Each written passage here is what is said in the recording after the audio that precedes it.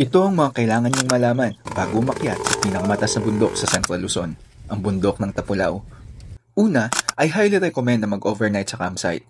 Nung huling akyat ko, may mga nakasalubong kaming nagde-day hike na hindi pa umaabot sa kilometer 14 ay sumuko na. Bakit? Iniisip pa lang daw kasi nila na iba-backtrail ng same day ang dinaanan nila nang hihina na sila. Ikalawa, mabato ang mahabang trail na ito.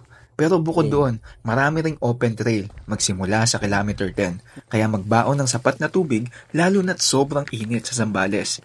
Ikatlo, may dalawang water sources dito, sa bandang kilometer 10 at meron din sa may baba ng campsite.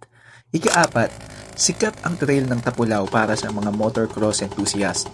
Noong nag-hike kami, may ilan kaming nakasabay na motocross riders na galing pa sa Tarlac. Sa katunayan nga, may mga motocross local guides din dito. Last na yata yun eh. Kaya patag na yun. At panghuli, may 7-Eleven sa bundok na to bandang kilometer 5. Gaya ng sa bundok ng Ulap, meron din dito sa Tapulao.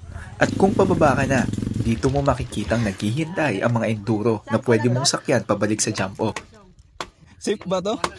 Pahabol, kung maaari iwasan ng tag-ulan para di mahirapan sa mala waterfalls na trail at para maiwasan na rin ang mga limatik. Ako si Jin, samahan niyo ang kilalanin pa ang iba't ibang bundok sa Pilipinas sa mga susunod ko pang mga ahon. Follow me for more and see you on the next trail.